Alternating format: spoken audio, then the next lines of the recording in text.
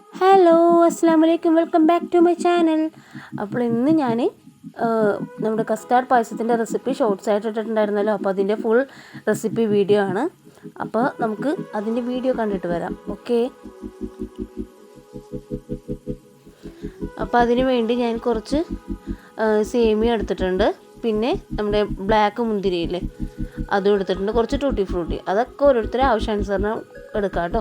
അപ്പോൾ ഞാൻ ഒരു ഉരുളി വെച്ച് കൊടുത്തിട്ട് അതിലോട്ട് നെയ്യ് ഒഴിച്ച് കൊടുത്തിട്ട് ആദ്യം തന്നെ ആ മുന്തിരിയൊക്കെ ഒന്ന് ഞാൻ കഴുകി വെച്ചിട്ടുണ്ടായിരുന്നത് കേട്ടോ. അപ്പോൾ അത് ആദ്യം ഒന്ന് വയറ്റി നല്ലോണം മൊരിയിച്ചെടുക്കുകയാണ് കേട്ടോ. നെയ്യിലിട്ട് മൊരിയിച്ചെടുക്കുകയാണ്. അപ്പോൾ അതങ്ങനെ മൊരിയിച്ചെടുത്ത് ഞാനൊരു വേറൊരു പാത്രത്തിലോട്ട് മാറ്റി വെക്കാം കേട്ടോ.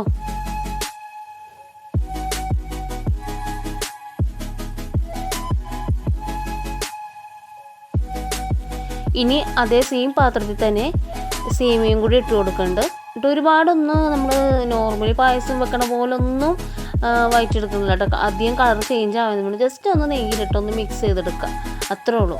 അപ്പോൾ അങ്ങനെ ചെയ്താൽ മതി. ഒരുപാട് അങ്ങോട്ട് അതിൻ്റെ ഒരു കളറൊക്കെ ചേഞ്ച് ആവണവരെ ഒന്നും വെയിറ്റ് ചെയ്യേണ്ട ആവശ്യമില്ല. അപ്പോൾ അതൊക്കെ ഒന്ന് നന്നായിട്ട് തന്നെ ഒന്ന് മിക്സ് ചെയ്ത് കൊടുക്കുക. അപ്പോൾ ഈ ഒരു സ്റ്റേജ് ആയപ്പോൾ ഞാൻ എന്ത് ചെയ്യുന്നറിയോ, കുറച്ച് പഞ്ചസാര, കുറച്ചല്ല, നമുക്ക് ആവശ്യത്തിന് എത്രയാണ് ആവശ്യം എന്ന് വെച്ചാൽ അതനുസരിച്ചിട്ടുള്ള പഞ്ചസാര ഇട്ട് കൊടുക്കുക.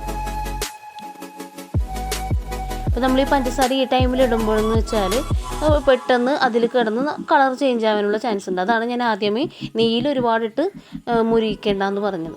അപ്പോൾ അതിന് ശേഷം ഞാൻ വേവാൻ ആവശ്യമുള്ള വെള്ളവും കൂടി ഇതിലോട്ട് ഒഴിച്ചു കൊടുക്കുന്നുണ്ട്.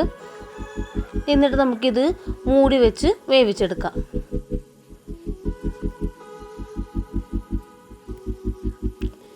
വെന്ത് വെള്ളമൊക്കെ വറ്റി വരണ വരെ നമുക്കൊന്ന് വെയിറ്റ് ചെയ്യാം കേട്ടോ.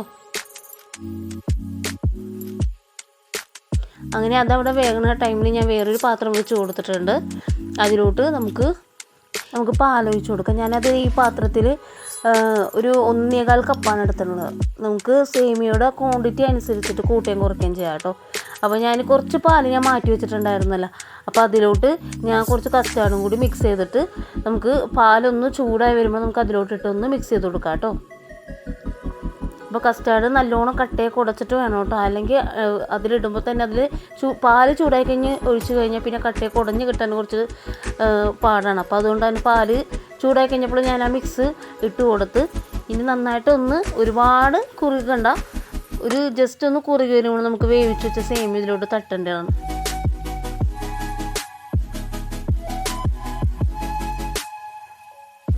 ഇനി നമുക്ക് മധുരത്തിന് ആവശ്യമുള്ള പഞ്ചസാരയും കൂടി ഇട്ട് കൊടുക്കാം കേട്ടോ.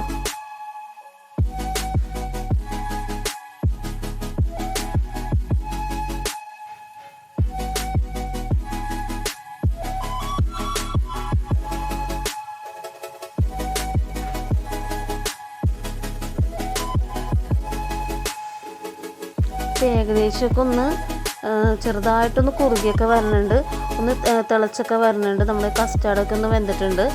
ഇനി നമുക്ക് ആ ടൈമിന് വേവിക്കാൻ വെച്ചിട്ടുണ്ടായിരുന്നില്ലേ, അപ്പോൾ ആ സേമിയൊക്കെ നന്നായിട്ട് വെന്ത് വെള്ളം വറ്റിയിട്ടുണ്ട്. അപ്പോൾ അത് നമുക്ക് ഇതിലോട്ട് കുറച്ച് കുറച്ചായിട്ട് ഇട്ട് കൊടുക്കാം കേട്ടോ.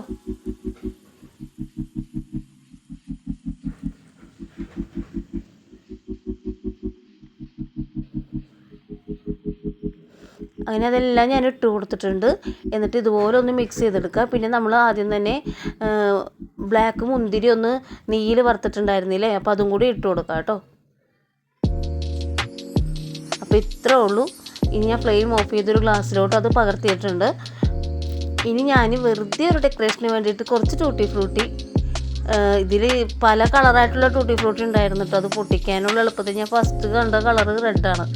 അതിങ്ങനെ ഓരോ സെക്ഷനായിട്ട് ഇരുന്നുകൊണ്ടിട്ട് ആ റെഡ് മാത്രമേ ഞാൻ ഇതിൻ്റെ മുകളിൽ ഇട്ട് കൊടുത്തുള്ളൂ. പക്ഷേ എല്ലാ കളറും കൂടി ഉണ്ടെന്നുണ്ടെങ്കിൽ അത് മിക്സ് ചെയ്തിട്ട് കൊടുത്താൽ കാണാനൊന്നും കൂടി ഭംഗിയുണ്ടാവും. ഒരു ചെറിയൊരു ഡെക്കറേഷന് വേണ്ടി മാത്രം ഇതൊക്കെ ഓപ്ഷണലാട്ടോ. നിങ്ങൾക്ക് വേറെ എന്തെങ്കിലും നട്ട്സ് അങ്ങനെ എന്തെങ്കിലുമൊക്കെ ഉണ്ടെങ്കിൽ ഇട്ട് കൊടുക്കാം കേട്ടോ. അപ്പോൾ ഇത്രേ ഉള്ളൂ. നമുക്ക് നെക്സ്റ്റ് വീഡിയോയിൽ കാണാം. Okay, by.